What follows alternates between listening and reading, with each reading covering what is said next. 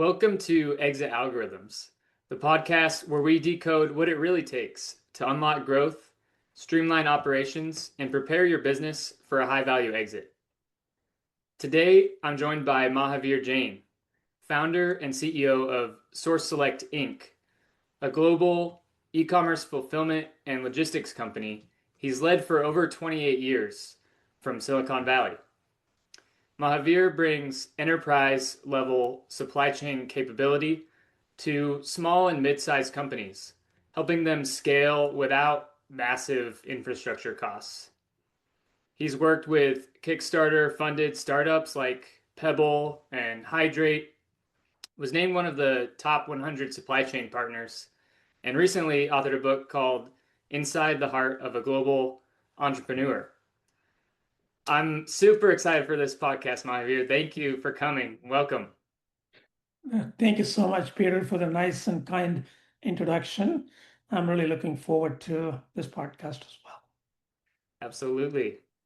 Yeah. You've had a impressive career, and I just would love to hear if you don't mind sharing a bit about your background, so the audience can hear your story and how you got started in supply chain and fulfillment space. Yeah, that's a long story. I'm going to try to concise it, to the best I can. I didn't, have any plans to getting into supply chain. It's one of those things that happened in my life. I was in high tech, being in the Silicon Valley, and I was, you know, putting all my earnings, you know, into a company that was doing software duplication and printing. Hmm. And these were two friends of mine, husband and wife, who basically had this company. And I said, okay, they said, hey, if you got earnings, you can earn some interest, put the money into my company. And that's what I did. So I did that for 4 to 5 years. And while I was working, in the startup world, and I even co-founded a startup company called Sterling Communications, which really didn't do very well. And after 18 months of 50, 60 hours of work, which is typical in the Silicon Valley, Yeah. I was kind of devastated, not happy about where my life was going. And I suddenly said, look, I need to bring some balance in my life. This is not working. And so, so then I said, okay, I turned around to say, okay, let me look at the company that I've been investing money in, all my earnings into it. And I said, let me see what they're doing. And, as Murphy's Law goes, they were not doing well. And I had not paid attention to it. They had squandered all my money and they were kind of almost in a bad place.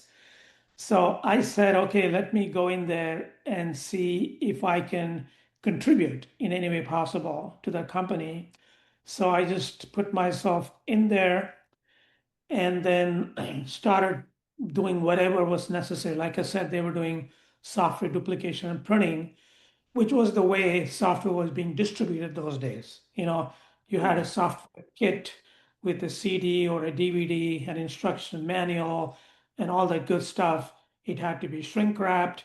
It's a nice package, and you would have to, then send it off, to people that would buy it, right? So that was my first foray into quote unquote supply chain, Sure. because really dealing with boxes, right?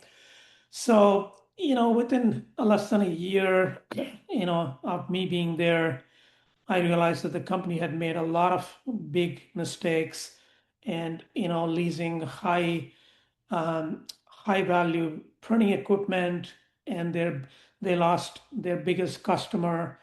And I think that company was doing WordPress or Word. Hmm. Before Microsoft Word, there was another company doing software, and they lost that company, and they were doing $7 million a year. And then the company went nosedived and went bankrupt. Wow. So, so I was in the middle of all this, and literally my money was gone. All the money I'd invested was Yeah. gone. right?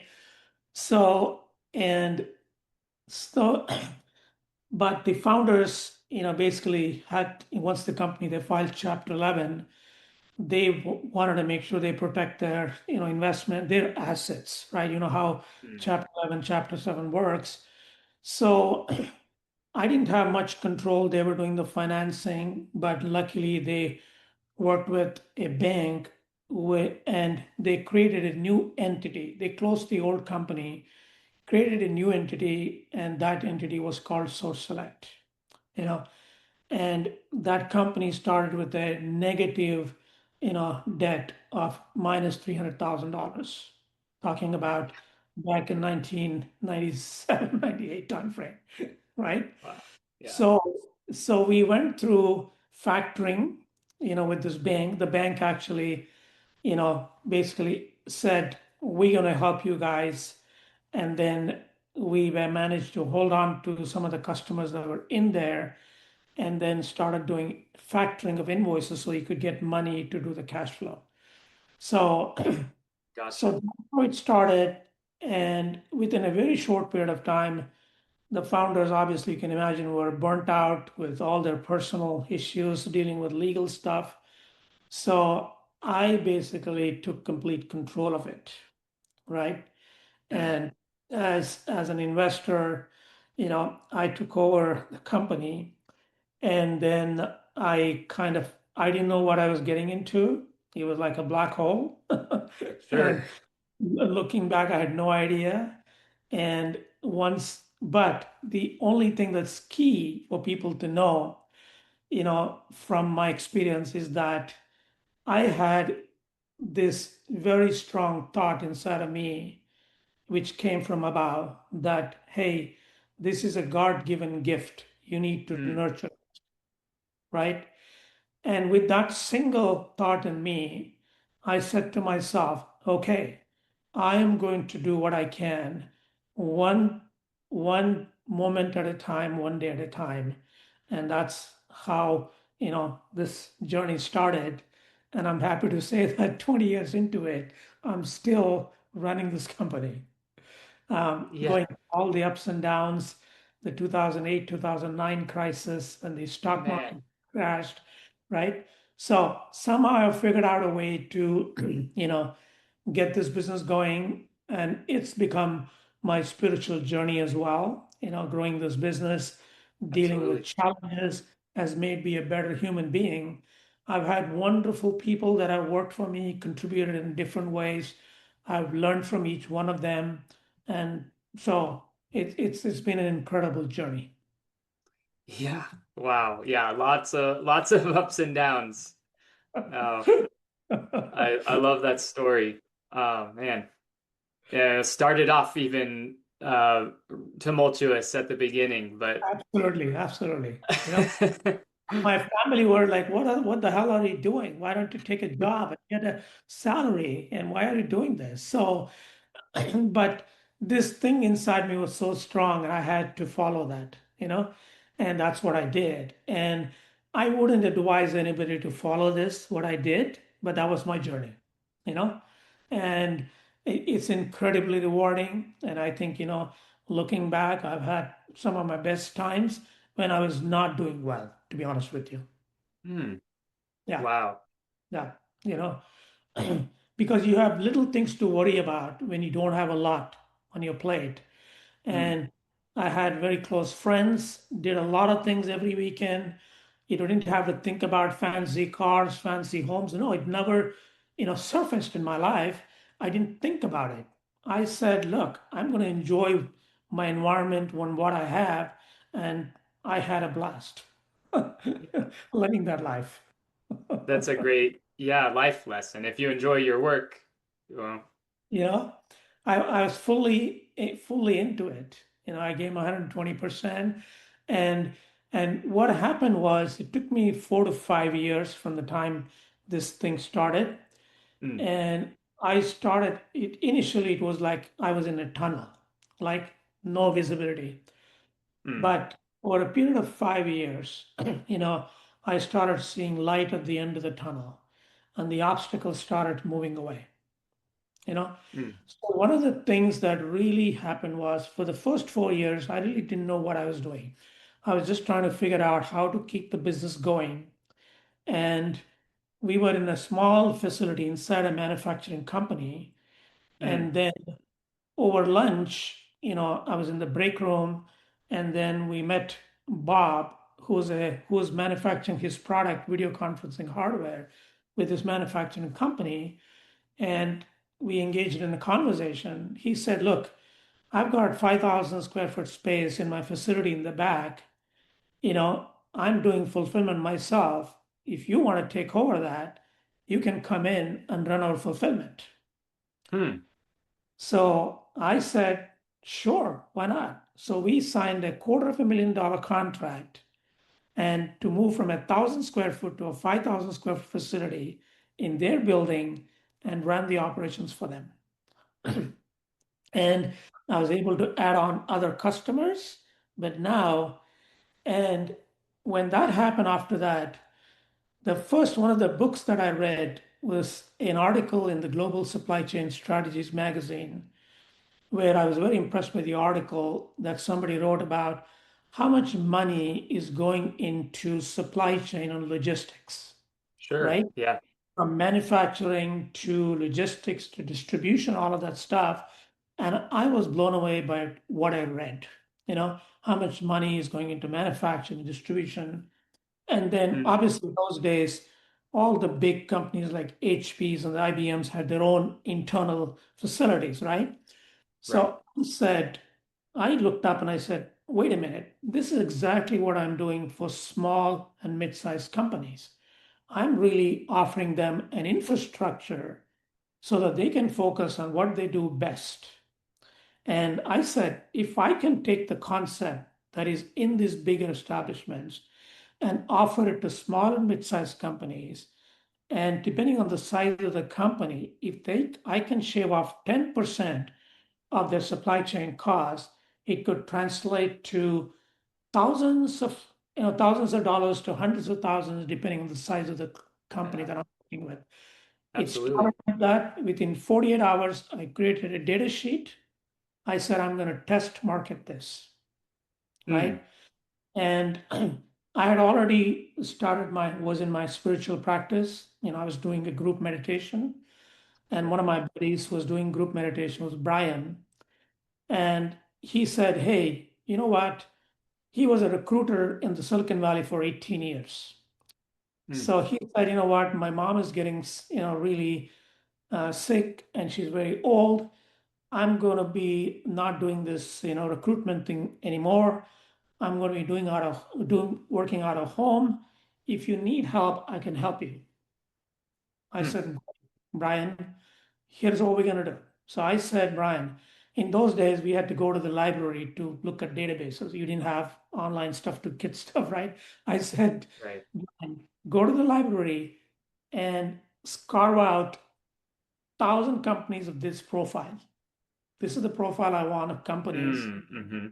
And he built up a database. He was like a, what do you call? A knowledge maniac. He could talk about Mm, any topic, you know, yeah. right? So for him, it was like another easy thing to do. I said, Brian, we have a two-pronged strategy.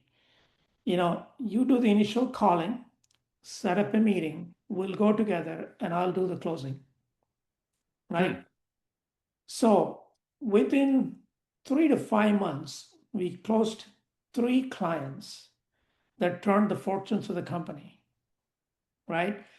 And one of them was a company called Firetide. And Donald Rumsfeld, the defense secretary, was on the board of this company.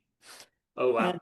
they were doing wireless routers at that time, 2.4 gig, 5 gig, 4.7 gig indoor and outdoor routers, wireless routers. Mm, So Jeff Page, who's still a good friend of mine, who's doing VPN operations, Brian got a meeting with him, and Jeff said, "Look, we guy, I want you guys to build antennas for outdoor wireless routers. They needed antennas to be installed. We needed to assemble these antennas." So we need antennas to be built. I said, no problem, we'll do it. 500 antennas a month. Hmm. So that kitting of 500 antennas turned into, us shipping 10,000 routers a month, within a year. Wow. Uh-huh. Big Okay. client. Yeah. Big client turned into a big client, and they were very, very impressed with what we did for them. And Jeff Page, VP of Finance and Operations, once, they got bought over by somebody, after 4 or 5 years of serving them. And he gave me an exit interview of what we did for them.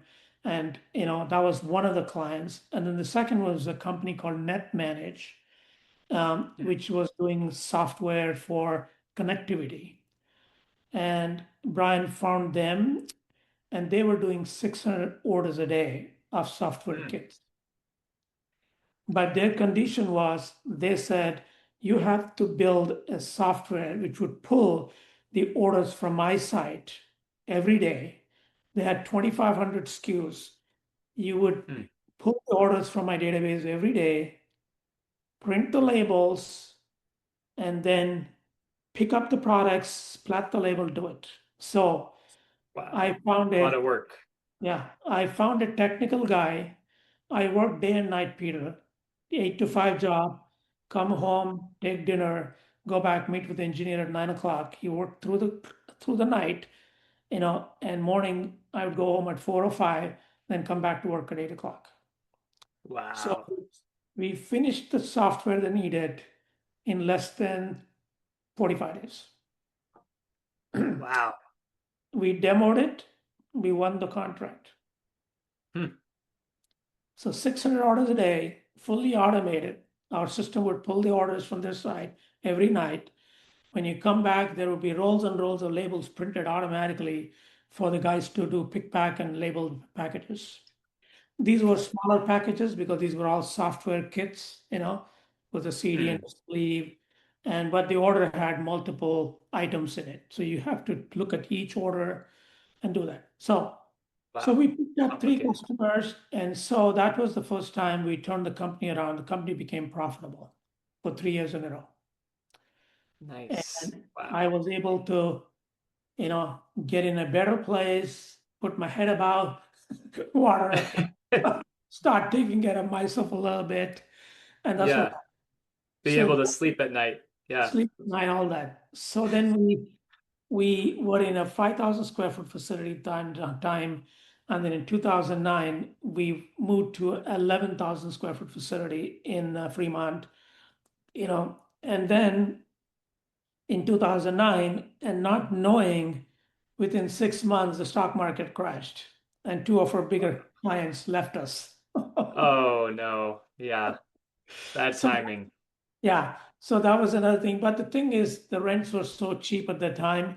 My VP of Ops got a really good deal, 3 months free rent and 32 cents a square foot, you know. So, so we had a pretty good deal. We did a 3-year lease, and then I had some savings I put away because of, that I knew troubled times might come again. Yeah. So we're an 11,000 square foot facility with three people, and I started going out, door to door, attending conferences, attending shows, and then different people helped me out. A client of mine needed, storage for his excess inventory. We Hmm. did that. My real estate agent got me a new client. He said, "Hey, I've got a client. They don't know what the hell they're doing. They have water filtration system. They want somebody to manage it." So I sent my lady who's managing my operations. I said, "Judy, just go take a look at it. We'll put a proposal together." We won that deal. And then I went to Stanford School Product Expo. I met a founder of a startup company, which they are already got funding for a small product called Cubes, called Siftio. And I pitched to them. They were very impressed. They said, we want to work with you, but my product is not going to be ready for about 3 to 6 months. I said, would you mind signing a letter of intent? They were Hmm. happy to sign it.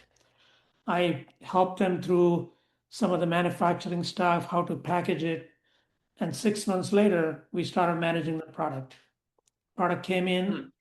So little by little, I built up the client again to survive.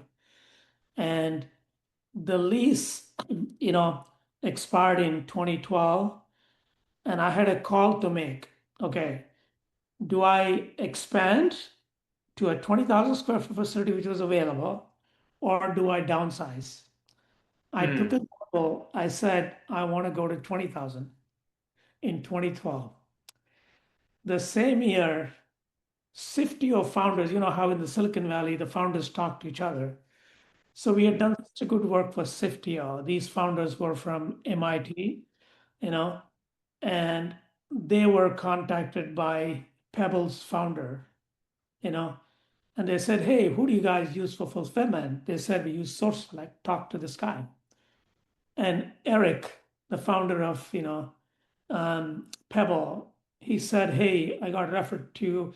Would you want to come down for a meeting?" I said, "Sure, Eric." I went there and I said, "Where do we sit?" And they said, "We're sitting right here, at a table outside the building." So they were a very small company at that time, 4 people. All of them were from University of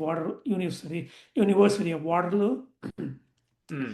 So they had just come up with this, product Pebble, and they were gonna go and do the Kickstarter campaign, and they had already connected with ShipBob or one of those companies to do the fulfillment. Okay. Yeah. But I don't know, they gave me a chance. And at that time, I was desperate to get the deal no matter what. You had that big warehouse space then, right? Yeah, so I gave a demo of my software, and Eric said, "Hey, I want to come and visit your facility on a Saturday." I said, "My pleasure. Come on over."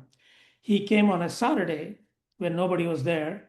He looked at the warehouse. We were already in the 20,000 square facility. He said, "I want to fill this warehouse with pebbles." I said, Wow. "It's yours. Eric, it's yours. Take it." Right?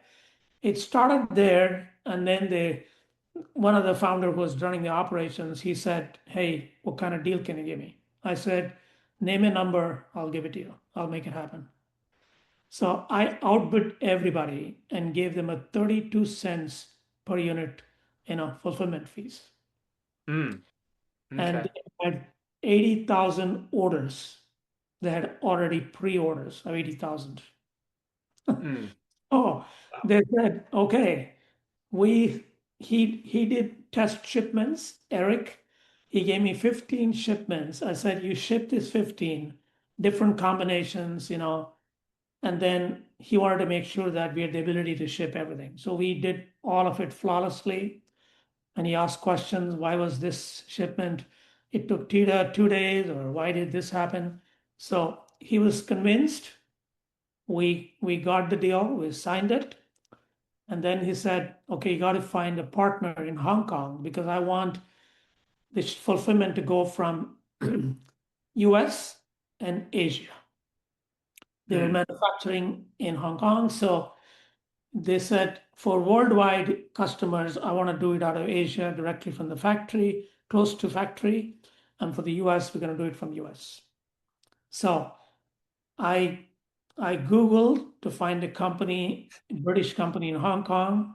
I had a call with them. I set up Eric to visit with them.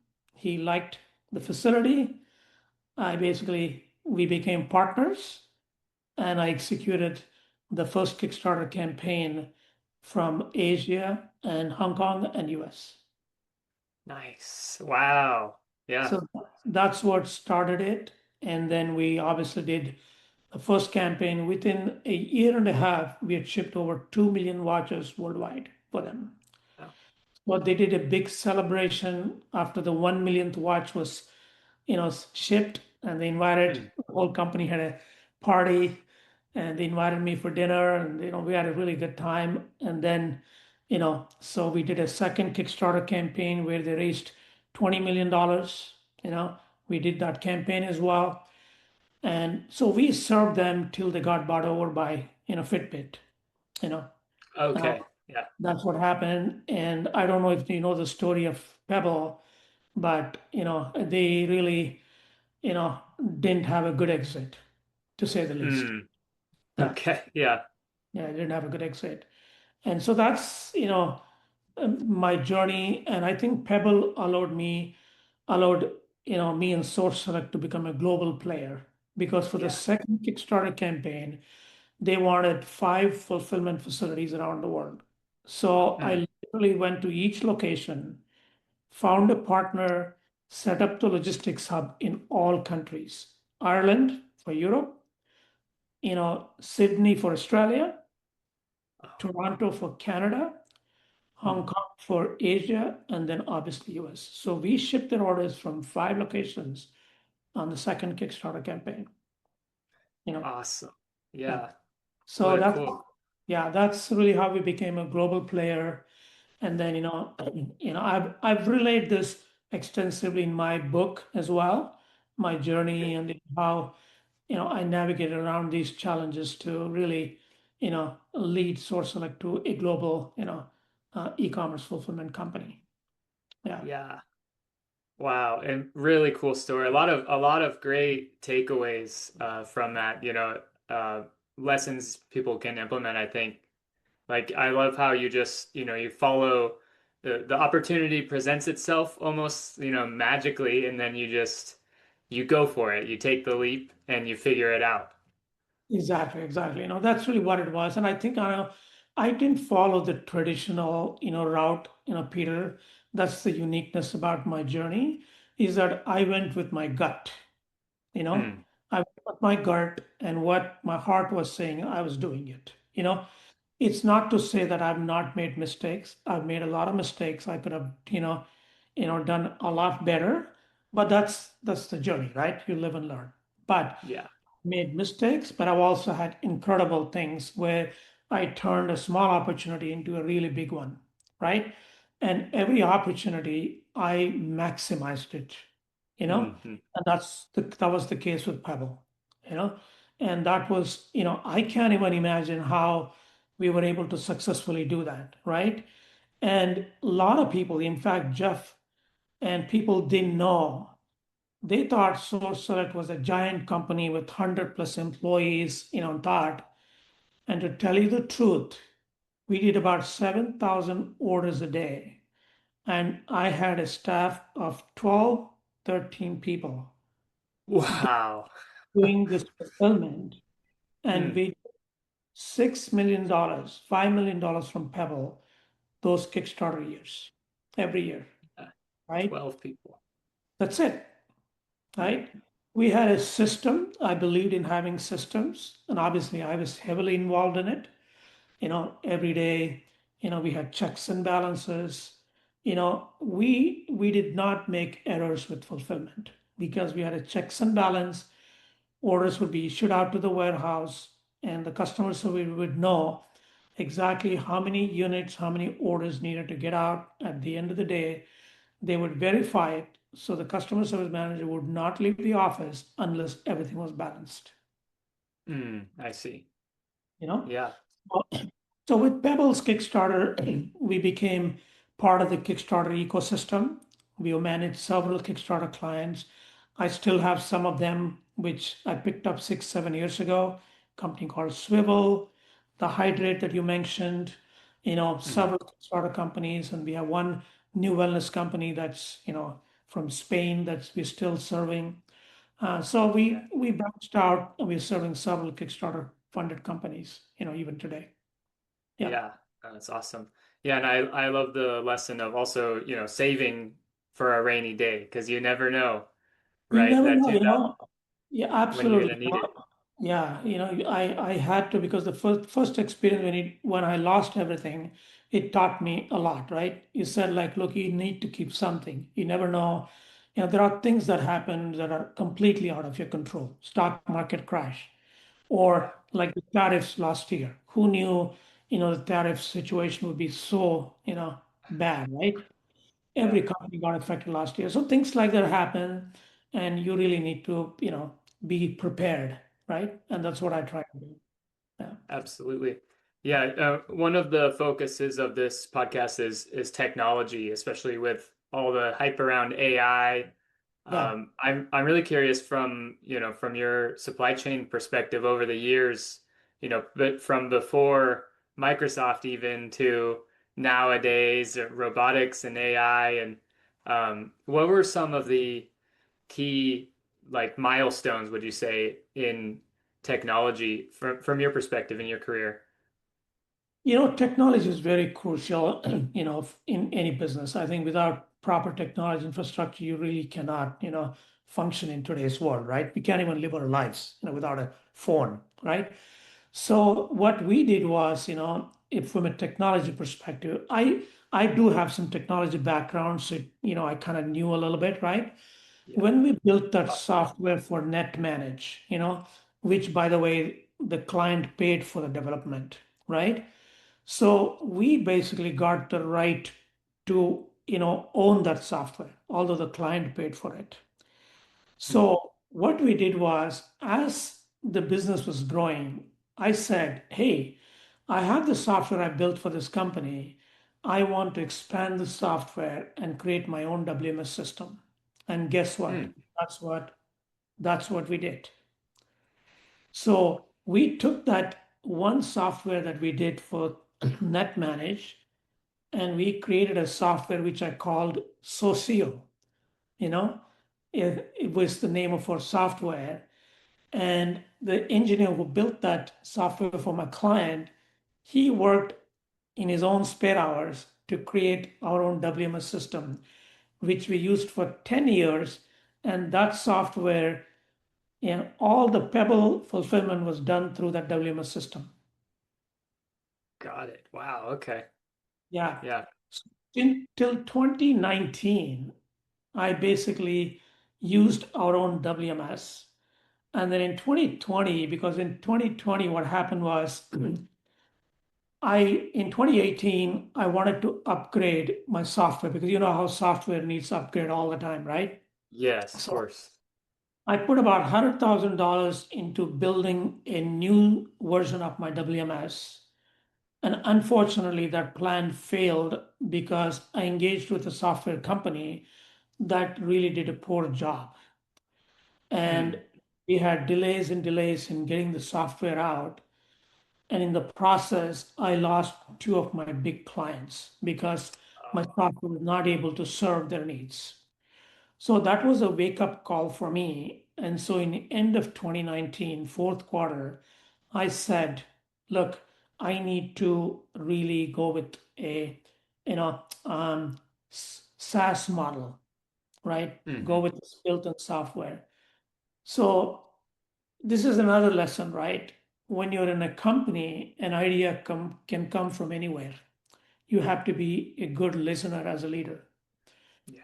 My warehouse supervisor, he found extensive, which used to be 3PL. He said, Hmm. boss, he's like, Chris, boss, I found the software. Maybe we should take a demo of this, Yeah. right? So I said, Chris, hey, thank you, man. We had a demo, right? I had to make a call and they showed me the demo, they showed me the road plan. I decided to switch from my WMS to 3PL Central. Got And in it. Hmm. 2020, April, we were completely live on 3PL Central. I So see. now with that software, we had plug and play connections. We have EDI connections built in. We have all Hmm. the marketplace integrations built in. Yeah, Shopify, etc. Yeah. So now one of the biggest drawbacks I had suddenly got cleared out, right? Hmm. And so that's what happened. And we had a very big client who were on my old WMS. We switched them over at the perfect time because they started growing more and more into the retail space. Mm. They signed up with 15 retailers and everything was EDI. So we made custom integrations with 3PL and we were doing 75,000 units a month for this customer. Okay. Wow. And this was a home, like home appliance, sort of. And so they were shipping to Target, Best Buy, Nordstrom, every, you name it. So we were shipping to all of them. So, so in other words, technology is very crucial, for your own growth, and managing your own IT, it's too expensive as well. And then, Yeah.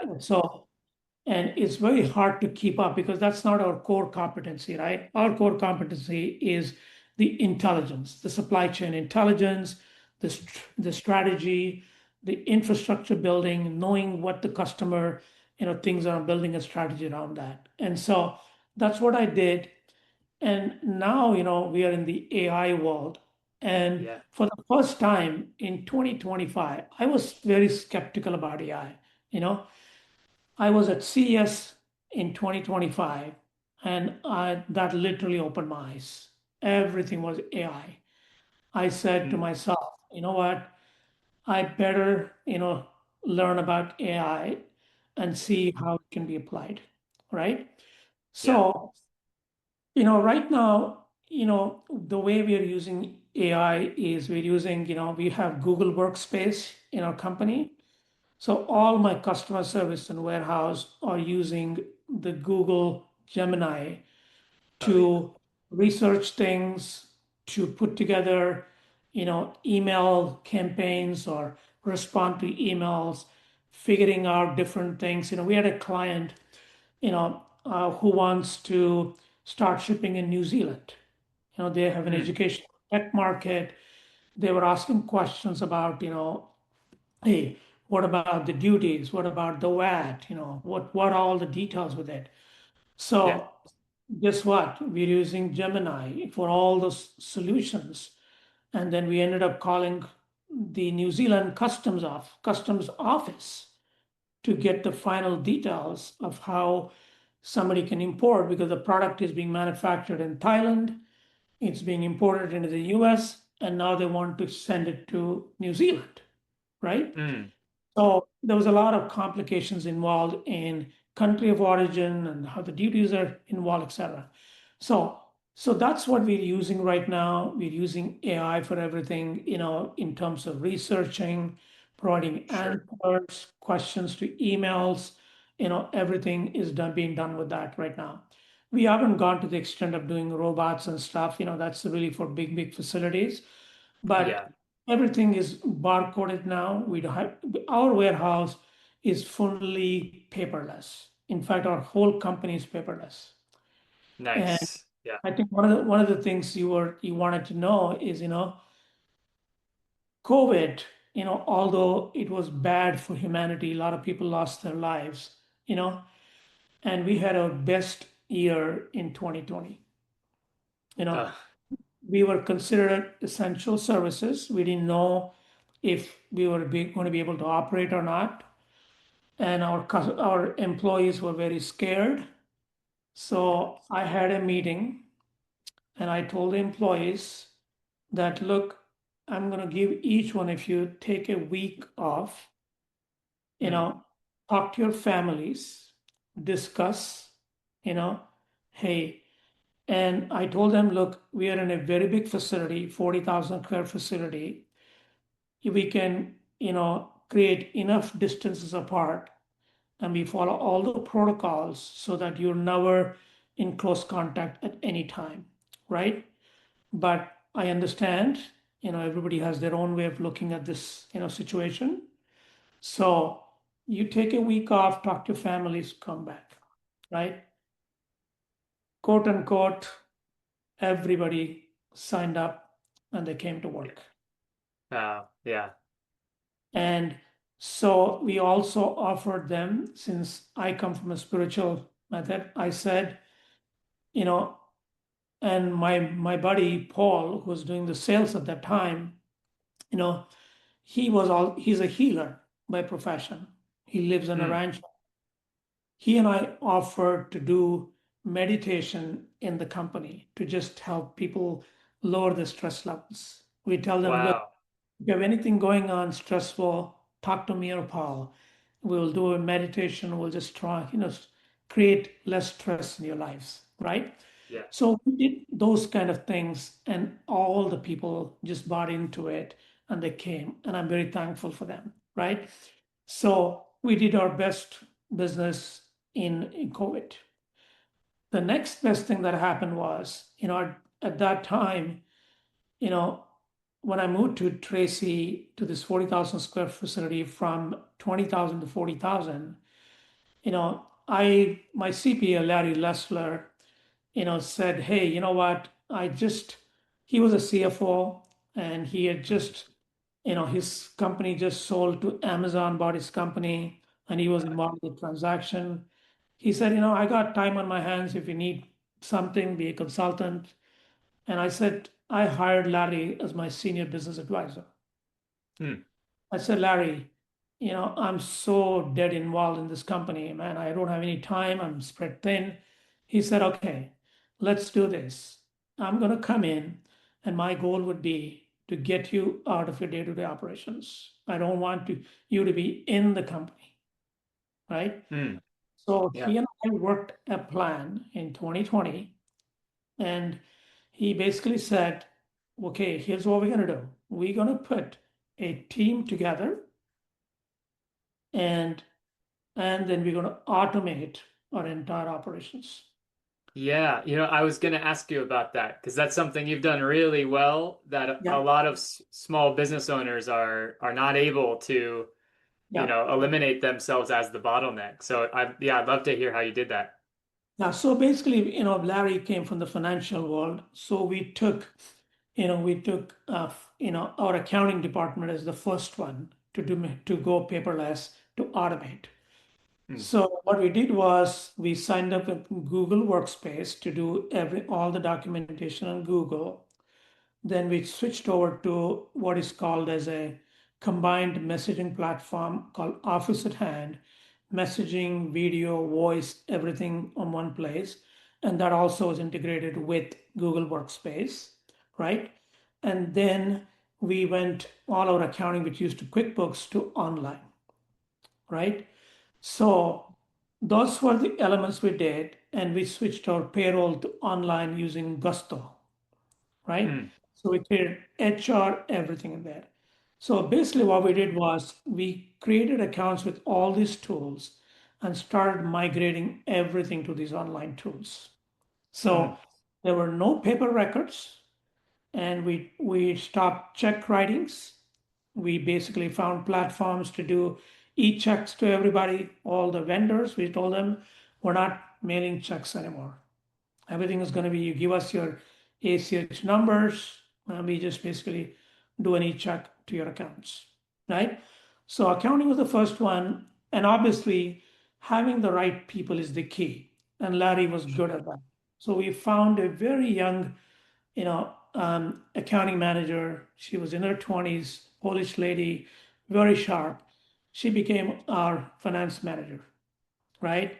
She was very sharp.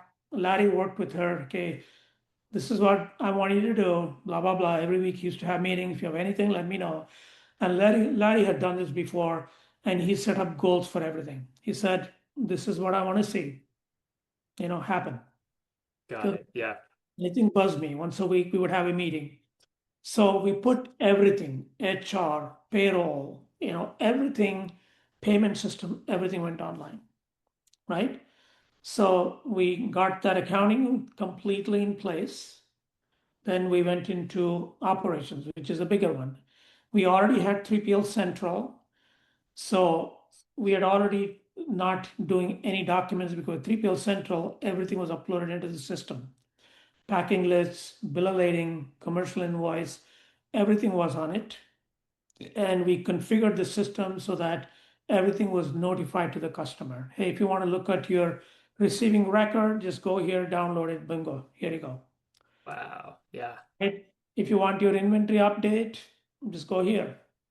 And you had 35 canned reports, and our customer service went through training all the customers. And if you had anything, even the onboarding, Peter, was just a Google sheet. Customers would fill out a questionnaire, then we would have a live call. My team would have a live call after they reviewed the Google sheet, and they would basically do the onboarding, extensive onboarding, detailed Nice. onboarding. Okay, do you want insurance on your shipments? Do you want notification? Do you want this? Everything was configured in the system one time. That's it, right? Wow. Yeah. Orders were automatic, and then we connected with Shopify, blah, blah, blah, everything, right? And invoices would automatically get sent out from our account bookkeeping stuff. That's it, right? Yeah.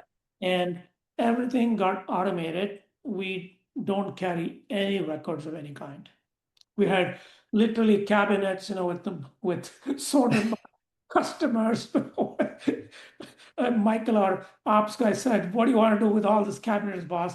I said, "Just keep it till you never know." Finally, I said, "Okay, get rid of it." Sure. So, so little by little, we operated it, and then we found a director of operations, Michael, who's still with the company, and he was running the 300,000 square foot warehouse for restoration hardware, you know. And then he ran Office Depot. He was also at Mervin's, so he became our director of operations. And then he was very disciplined, like a military guy. Everything he said, availability is reliability. You got to show up. You know, Mm. if you are late 3 days in a month, you get a warning. You know, I was I was more generous. I said, Michael, he's a good guy. Man, give him some more space. He says, no, I'm not going to give space. Right. So that's how he ran the operation. And so we basically the idea came, Peter, from this. When we were doing Pebble and we had other large customers, right? One of my biggest problem was HR issues, human Mm. resources, people Yeah. not showing up to work or people quitting just in the middle of nowhere, you know? And then these people, they have all the knowledge about how to process orders, how to do these things. And they got another job. Okay, somebody's paying $10,000 more. Boss, sorry, I'm done. This Wow. bothered me a lot. There's no loyalty. There's nothing about, look, I said, you know what, this is killing me. So I really decided that I need to have my company be less and less dependent on people. Mm. With that thought, started this exercise of systems, Sure. right? So that's why prompted me to hire Larry. In addition to doing the automation, we created SOPs for everything. Nice. Okay. Yeah. Everything. How onboarding process, SOP. Every service we offer, there's an SOP. Customer service will know in order to give a quote, an LTL quote, what are the steps you need to do? What are the margins? Everything is in the SOP. And they're So all on. anyone could do it. Hmm. And we also created how to on Google Sheet. If somebody comes in new, there's a how to manual sort of. You just go there. Oh, I want to generate a code. I'm stuck here. Well, go to that how to page. It'll tell you this is what I need to do. Who do you notify? Etc. etc. And then we built in approval process as well within Google, right? Mm. On the HR evaluation, everything was done automatically. Wow. And Yeah. we created different sheets and templates and forms, and people would fill it out and they would send it to me. I would get a notification from Michael, hey, these things are ready for your approval, Mm. right? So once we did all this, so from 5 days a week, I moved to Tracy for a month and to just get everything set up. And then I was driving 50 miles a day each way, 5 days a Wow. week. And then within probably a year or less, I cut it to 3 days. The next year, I cut it to one day a Mm. week. And then the next year, it's once a month. And now it's probably once every other month since Wow. more than 2 years now. Yeah. And Incredible. in 2024, I was on a trip to Africa, Middle East for 2 months.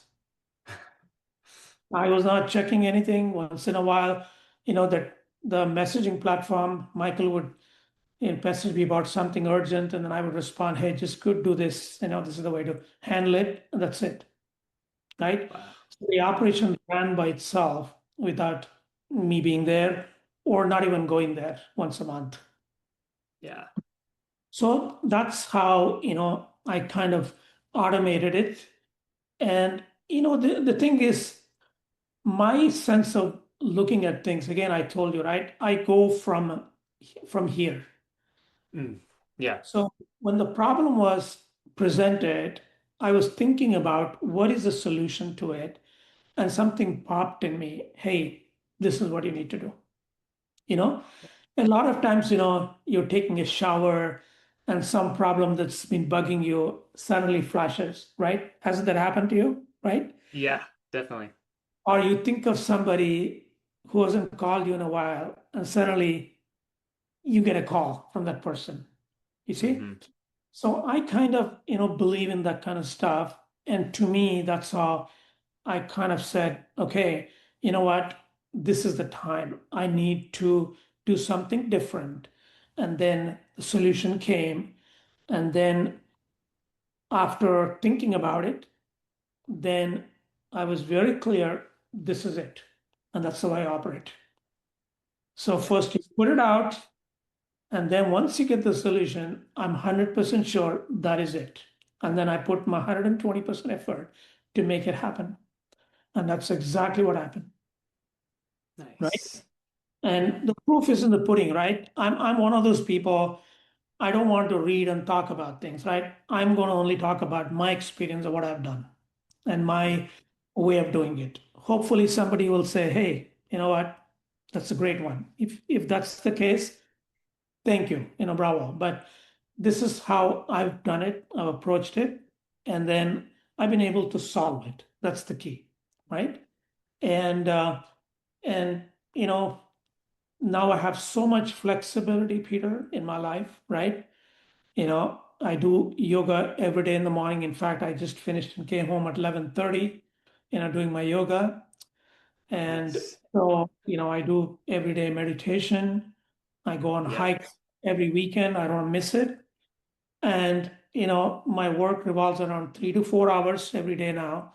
With now I'm primarily focused on sales and operations. I don't worry about it, you know, and I don't even have a weekly meeting anymore with Michael because I know he's doing it.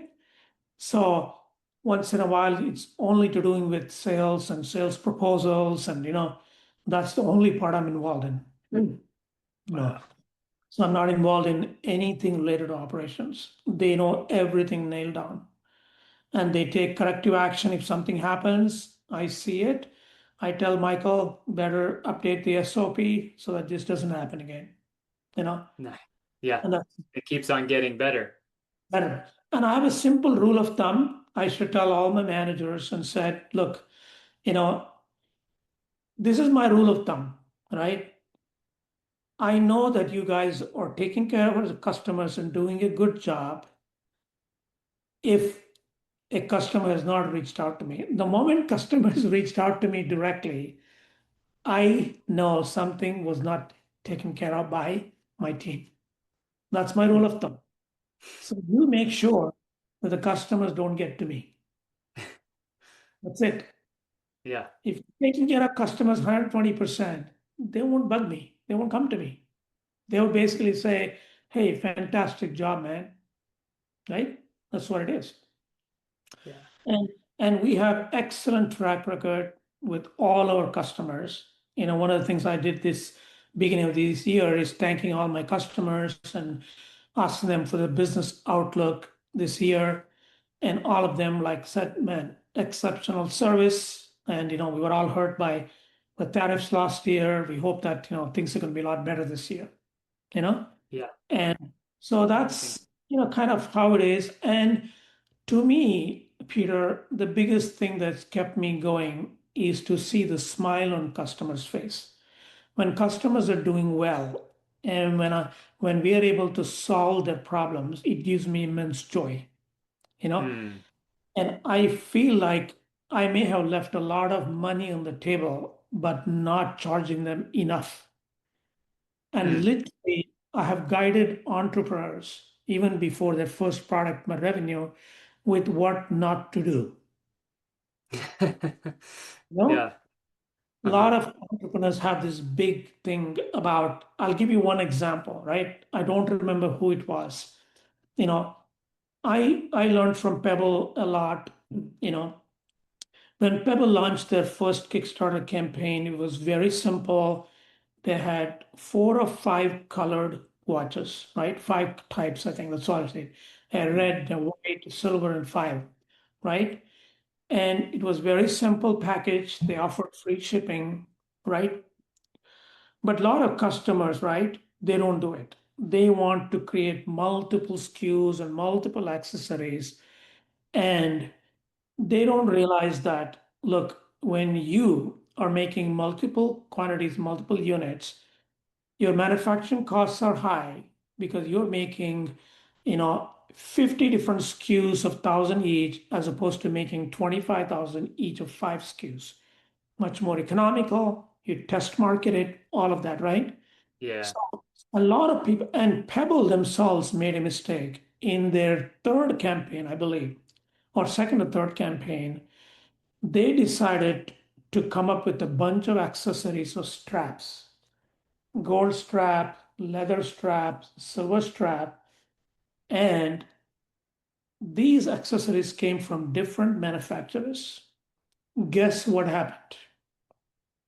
Uh, Guess what happened? Mixed. Yeah. Each Kickstarter order had to be shipped 3 times because the items were not available at the same time. Oh. They had already given the deadline to Kickstarter backers. You're talking about thousands of Kickstarter backers. Your reputation is on the line. They lost their shirt and pant because they paid 3 times fulfillment fees to us. Somebody ordered a, a black watch with a silver strap and then a gold watch with this strap. Oh man. The black watch available, gold strap available, silver not available, red not available. Wow. Three, three. And it was a very difficult job for us because we had to keep track of back orders. Oh wow. Order is partially fulfilled. Yeah. We think the orders are all done. It's not. I got to figure out each order has 1 or 2 items pending, Uh, right? So, and I have worked with several entrepreneurs. A lot of them have thanked me, man. Thank you for guiding me. And I said, look, here, my advice is this, like, test market it. And also the other thing they do is they want to launch the product and ship everywhere in the world. I said, man, don't do it. I had a bike company. He said he didn't take my advice. I said, I don't know, remember his name. He was a San Francisco company. I said, don't first go with the US market, get feedback with the US customers, fine tune your product, then expand into first into Canada, which is close to the US market, mm, yeah. then go into Europe. He didn't. He shipped a product to Europe. He didn't know that it was not an e-bike. He was hit with heavy taxes because Europe does not want manual bikes.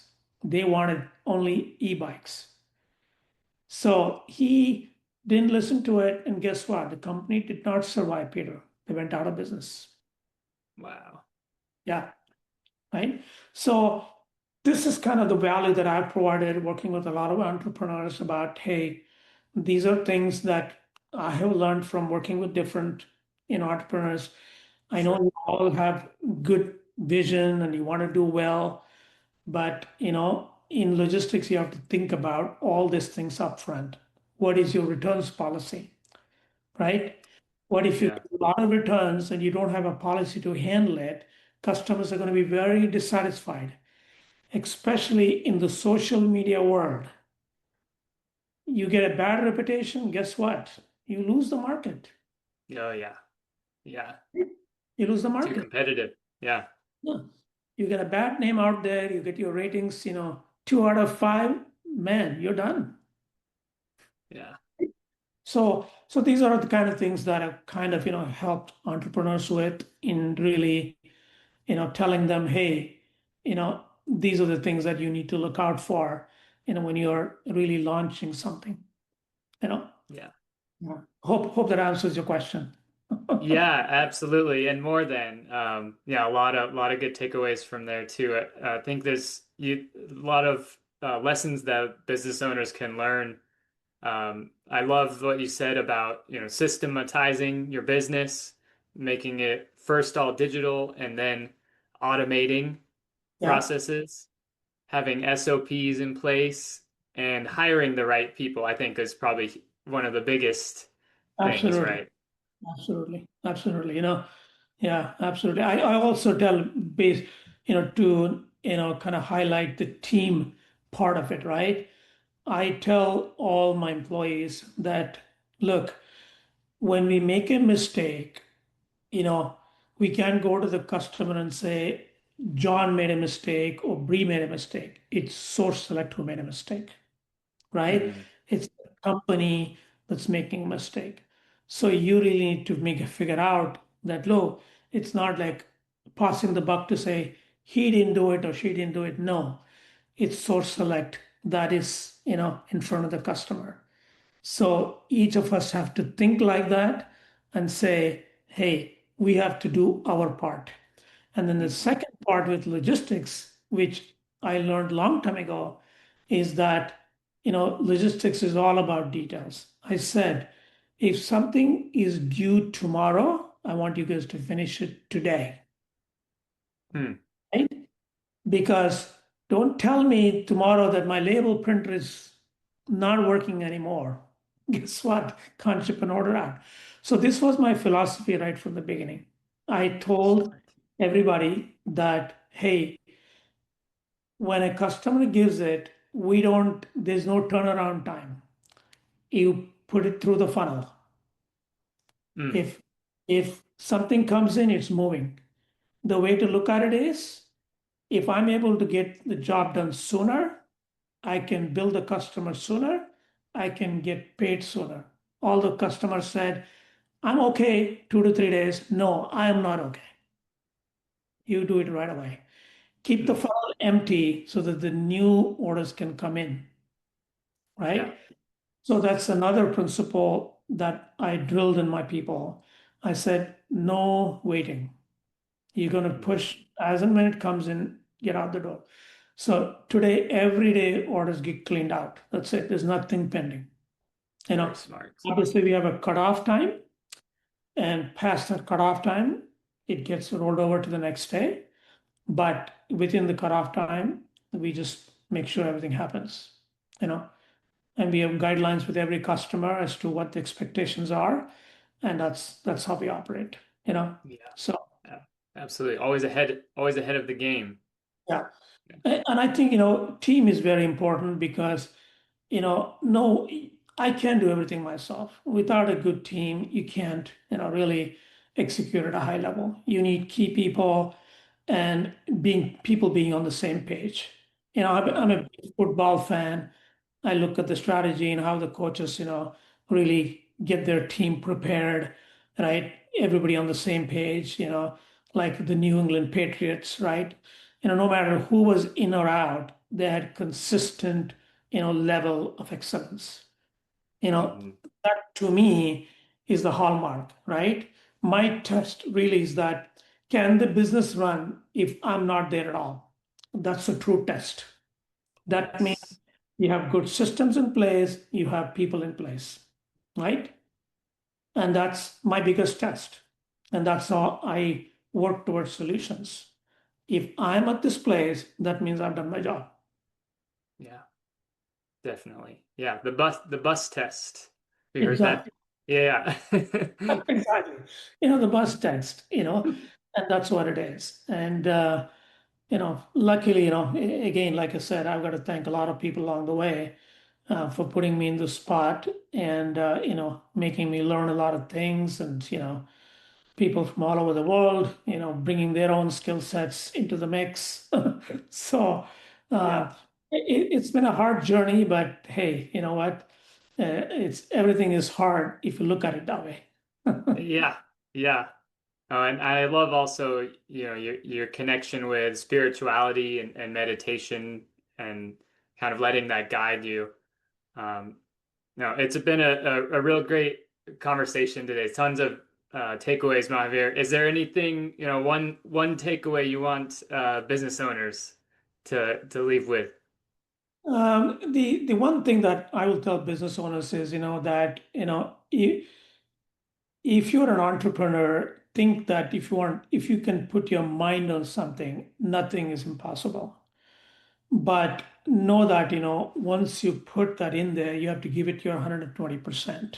You know, um, you know, uh, One thing is knowing that you want to do it, but then you have to put all the effort into it. And it's not devoid of challenges. Life is always ups and downs, but you have to have that perseverance and the mindset that, look, if I put my mind on something, I will make things happen, Mm, and that's been my story, and I learned everything from scratch. I didn't know what a pallet jack was, but here I am, supply chain company, learning how to put boxes on a pallet jack and move it.